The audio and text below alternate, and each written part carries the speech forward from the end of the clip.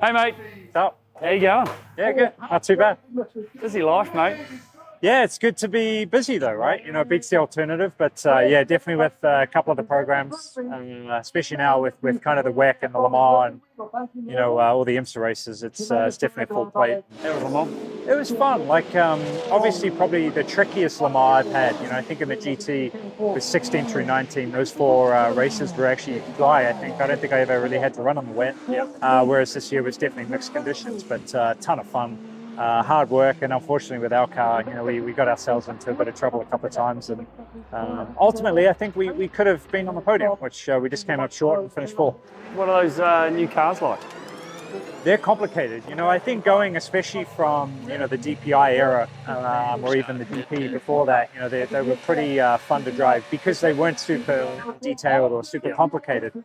Whereas now, especially with the brake-by-wire and some of the regen things, plus all the diagnostics can be pretty tough. Even outlaps, the things you have to do to prep before you get going and running properly. Plus, it's a heavy car, so weight distribution is quite strange. You get yourself into a bit of a moment, and with a car now that is so heavy, the power steering becomes very digital. It doesn't feel like a normal car. So in that turn, you have to drive it quite differently. Yeah. Mate, on top of that, still in this bloody IndyCar field, making it happen. Everyone underneath you is getting younger, brother. It is, it's, I don't think there's too many of us left now. We got, Power and Pagano and maybe Castroneves and Sato. We're, kind of similar ages, but definitely a bunch of young guys coming through, which is great to see. It's been great to see a couple of Kiwis come along the way too, with McLaughlin and obviously Armstrong this year, which is very special. And they've been doing great jobs, so hopefully that keeps going. But yeah, this year, I don't know, the car's been fast. We just haven't capitalized when we needed to. Fourth in the points, we could definitely do a little bit better right now. But I think it's just kind of a flip of the switch where we need to be on the right side of a call that will get us there. Well, Indy was, the first stint, that tyre. Your vision must have almost gone. I mean, it was that bad.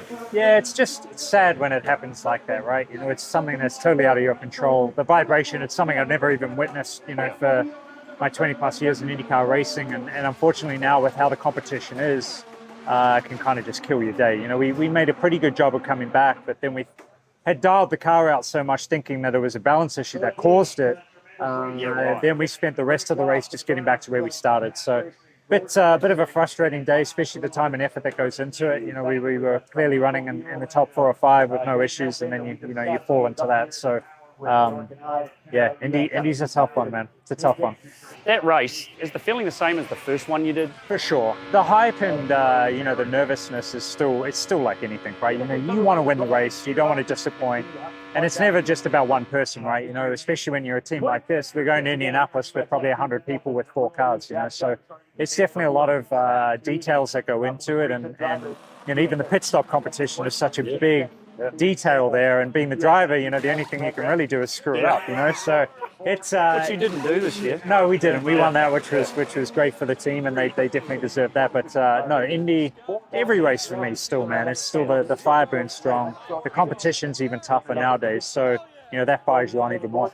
What you're competing against now and this year, the intensity of it, watching it just looks mental. Yeah, the competition has gone through the roof, and some of that is probably due to, the cars stayed the same for, 12, 13, 14 years now. So a lot of maybe where, teams that had bigger groups could advance quicker, even development. But the only thing really now on the car that is different is the dampers, So it is almost like a one-make series now.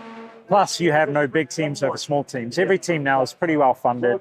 They really have all the same amount of tools. A lot of the manufacturers now with, Honda and GM, all the, sim days that you get, all the support that you get, everybody is pretty close. So it's very difficult to make, or try and find that advantage, but that's all part of it. Yeah. It is, mate. Hey, appreciate your time. There's tens of thousands of Kiwis back home still punching on for you. I love it, man, and I appreciate the support from back home. I just wish I got back home more often, but it's great to see, as I said earlier, a few more Kiwis. We just need a few more now, too. Jeez, man, we're taking over. Thanks, man. Thanks, buddy.